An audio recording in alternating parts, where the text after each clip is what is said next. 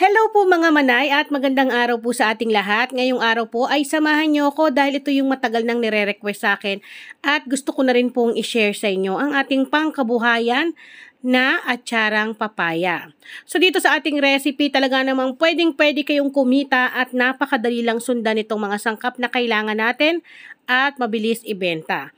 Kaya naman hindi lang dapat pang dessert, pang ulam, dapat meron din tayong pampatanggal umay.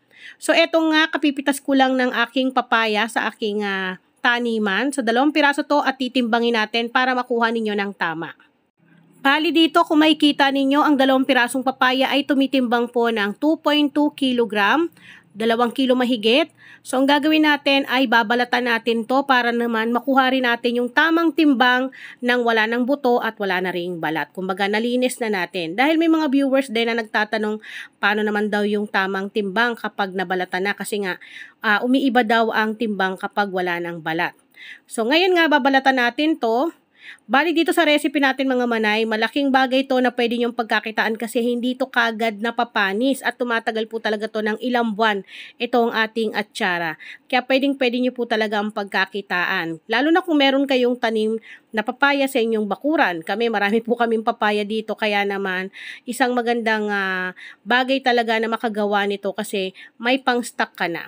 So tatanggalin nyo yung buto mga manay at kakayurin nyo rin po yung mga puti-puti na yan kasi sabi daw, yan daw ay mapait. So wala namang masama kung susundin natin at wala din namang mawawala kung tatanggalin talaga natin yan.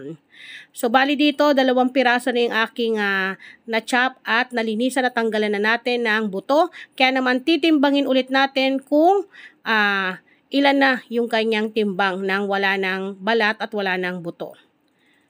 So kung makikita ninyo, ayan pumapatak siya ng 1.8 and 40 grams ang timbang, no? So dito gagamit tayo ng, ito po yung pangkayod ng keso mga manay. So pino po itong aking gamit na pangkayod. Pero kung gusto niyo ng makapal-kapal yung hibla, ayan, pero akin ito yung gusto kong hibla, yung pino siya. Pwede naman kayong gumamit ng ganun. Ito nga lang ganitong kapino mga manay, talaga namang hindi po biro sa braso. Talagang ang sakit po sa braso nito. Kasi 2 na po kaming nagpalitan dito sa pagkakayod. At once na okay na, nakayod na natin itong ating papaya. So ang gagawin natin, maglalagay tayo ng 2 kutsara ng asin. At ito po ay ating lalamasin. Lalamasin at pipigain para po tayong nagpipiga ng niyog. So wag po kayo mag-alala mga manay, hindi po ako nag-gloves pero naghugas po ako ng kamay at pudpud po ang aking mga kuko. So bago nyo pigain, kailangan lamas-lamasin nyo para po talagang matanggal po yung kanyang pinakakatas kasi yan daw po ay mapakla. So tanggalin natin yan. Ganyan lang po at hindi na po natin to kailangan pang banlawan pa. So, kapag kapiganin nyo, ay pwedeng-pwede na po yan. Ganyan lang. Kailangan po yung piga ay todong piga po talaga na as in, wala na po kayong nailalabas na katas niya. So, kapag okay na ito, kailangan natin yan itapon. Hindi natin yan kailangan. Tapos, yung ating napiga ay buwaghagin lang po natin. Then, pwede na natin tong iset aside. So, dito naman tayo sa mga kailangan pa nating mga gulay. Meron tayong carrots, luya, bawang, at yung ating red bell pepper.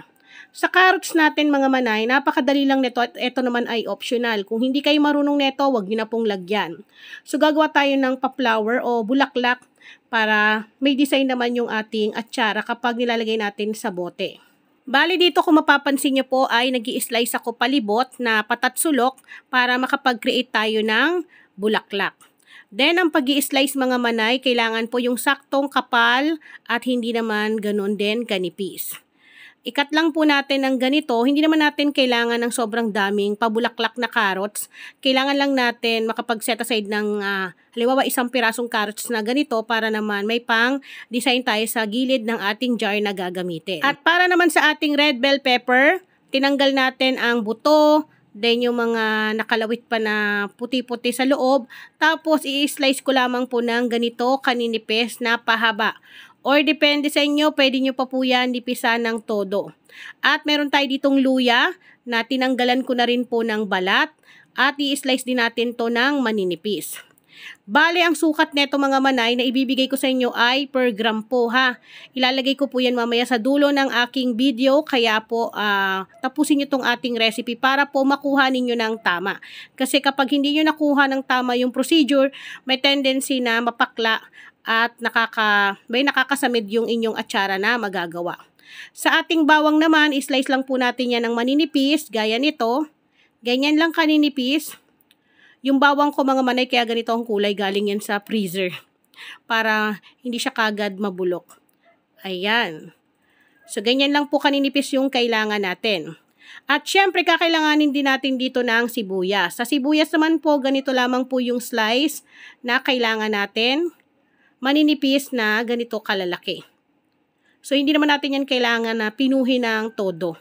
Kailangan yung sakto lang na ganito po yung hiwa. At kapag okay na, so pwede na tayong mag-umpisa. Pero bago yan, papakita ko po sa inyo yung mga kailangan nating sangkap. So, eto na, kompleto na yung mga gulay natin. Siyempre, yung atsara may palo ng tamis-asim, kaya meron tayong 2 cups ng brown sugar, 2 kutsara ng pamintang buo, 2 kutsara ng asin.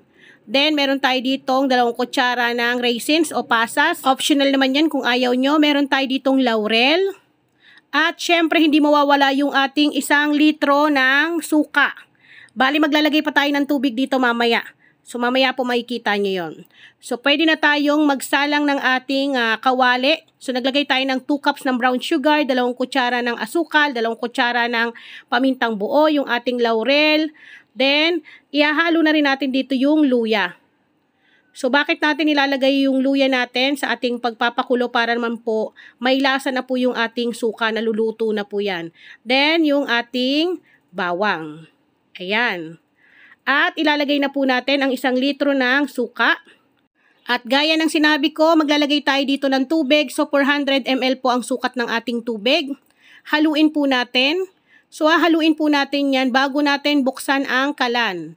Kasi para po matunaw natin yung sugar, dahil pag hindi natin yan hinalo, may tendency na masunog yan sa ilalim. Saka natin buksan ang ating kalan sa katamtamang apoy lamang.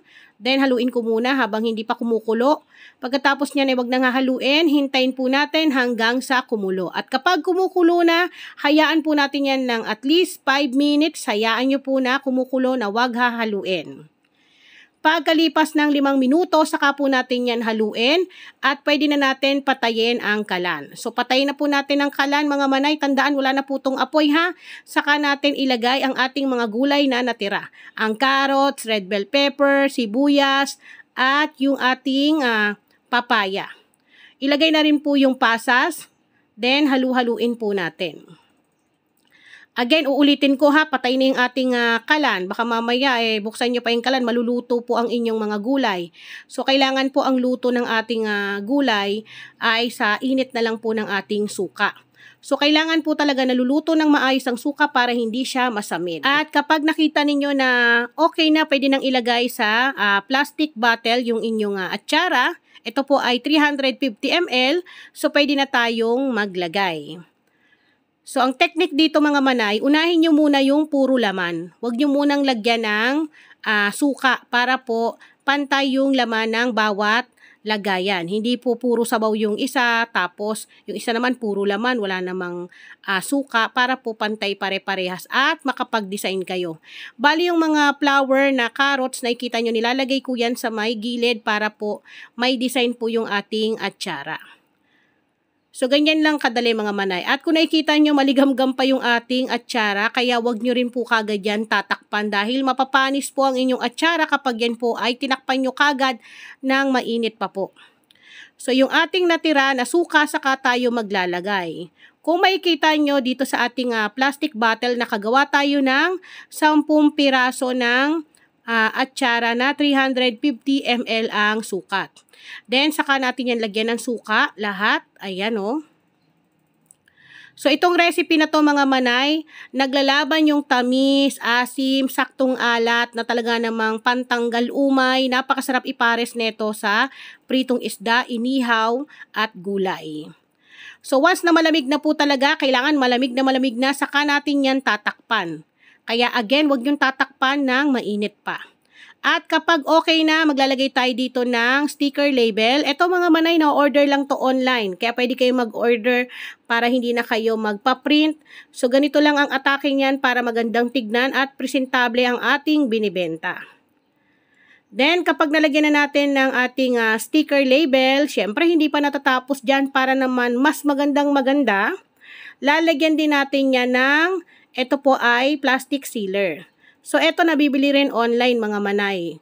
Nasa piso or 70 centavos lang ang bawat isa nito. Then, gamit kayo ng hot air gun or kung meron kayong blower, pwede rin po yon. So, naglalagay tayo ng ganito para naman po talagang ma-assure natin na hindi siya siksikin ng mga alikabok sa gilid. At the same time, talagang mas magandang tignan, presentable yung ating paninda na atsarang papaya. So, ganun lang kadali mga manay. Ang masakit lang dito yung pagkakayod. Pero again, pag natapos naman yung pagluluto ninyo, worth it naman po talaga dahil talagang masarap ang timpla. Pero sasabihin ko sa inyo, kayo ang masusunod sa timpla ha. Pwede nyo pong i-adjust yung ating sugar, yung ating asin, depende po sa panlasa na nais ninyo. Or pwede pa kayo magdagdag ng mga pampalasa na tingin ninyo ay mas lalong magpapasarap sa inyong atsarang papaya.